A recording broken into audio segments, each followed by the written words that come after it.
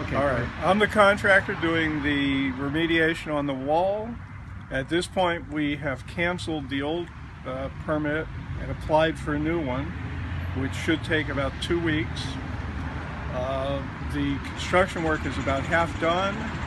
At the point when the permit is issued, the engineer an architect will draft a letter which will close out the permit and we'll be ready to go. It should take 2 to 3 weeks. 2 to 3 weeks. When did you start the work? I started the work about 10 days ago. Okay. Because we did the excavate. We had to dig the big holes to put the piers underground. Okay. Can we walk back there with you and you explain us what the work is being done?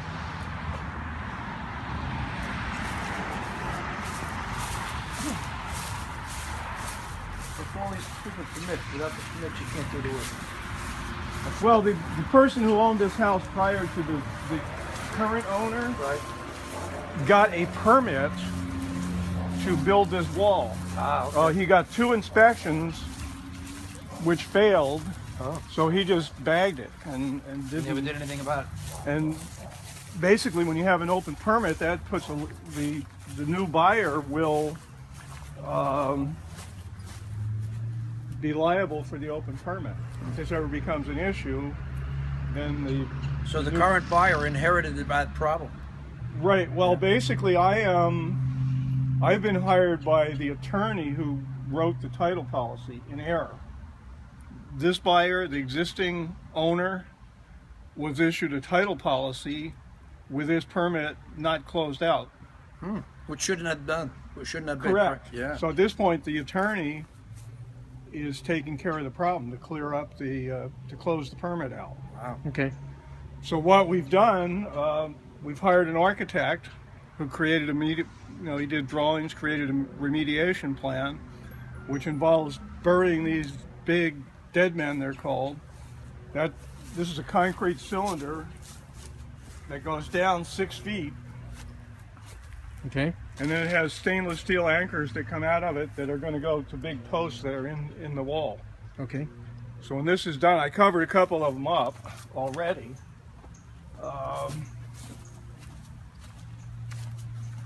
It'll be buried under the yard like this. Okay. There's three of these right here. Yeah. So basically we have a post that goes to the center of each of these walls. You can see down, if you look closely, there's a stainless steel rod. Yeah. You see it? Yeah. That rod is anchored to one of those concrete dead men back here. Yeah. That's what. And then you're gonna have a plate on the outside of the wall. So we're not using these posts, but big posts similar to that will be buried 4 feet in the ground on the other side of the wall. Okay. I'm putting up some new wall members on top of the existing ones, and then I'll thread this rod through the middle of one of these posts and tension it against these dead men that are buried. Okay. So it'll have the effect of sucking that back straight. Okay. So that's the way they're normally done to begin with. We're just doing it in a retro. Okay. Why do you think that wall bulged out like that? Well, because it wasn't adequately supported. Okay. See, there were no dead men in here. There's nothing to hold it. You get the hydrostatic pressure from when the water is absorbed into the soil, and that creates pressure that wants to push out. And these dead men, by having these big rods, that reverses the hydrostatic pressure because it's anchored back to these things. Okay. These holes are really deep, and it's filled solid with concrete. How deep are those? 6 feet. Oh, 6 feet. Okay. They're down there. Okay. I see. All right. Very good. So. And then when we put we took the same type of bar. The bars are over here.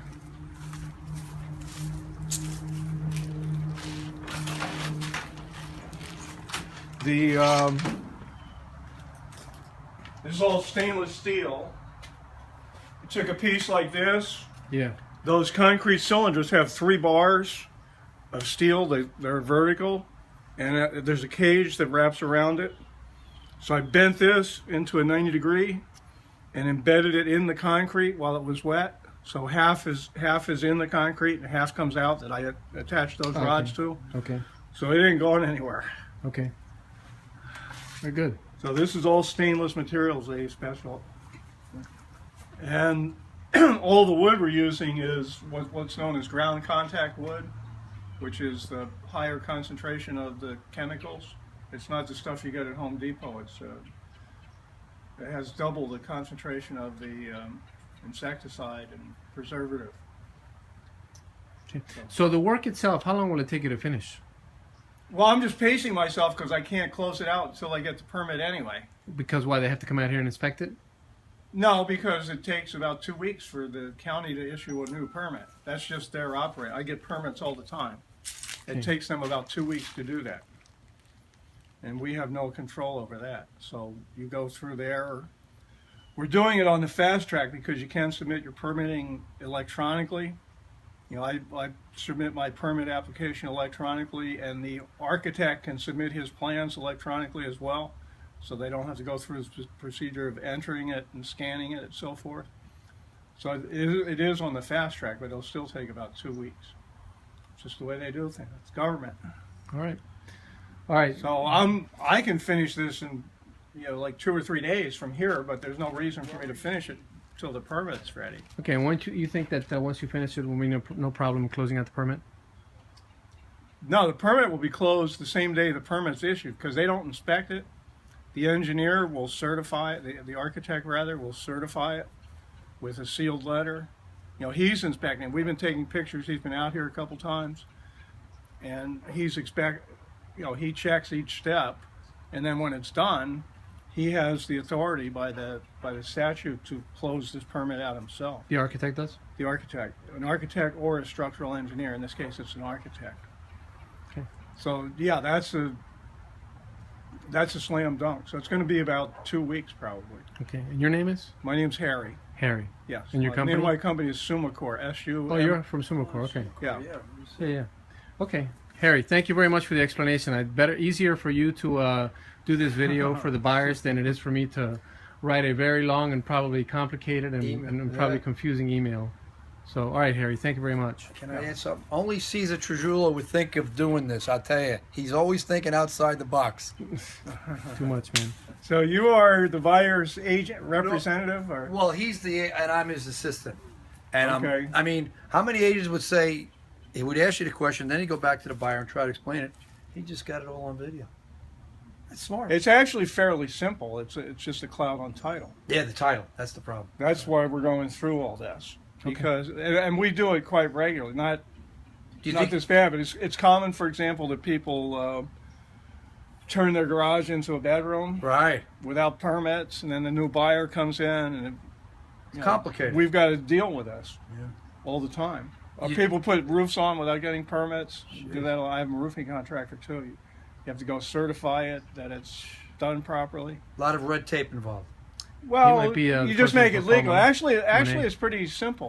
Well, you think the work will be done prior to the permit being closed out?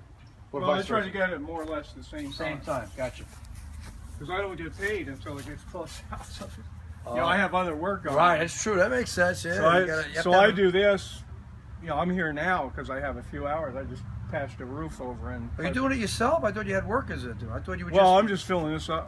I have to move a lot of this dirt because obviously with these big cylinders, we have excess dirt.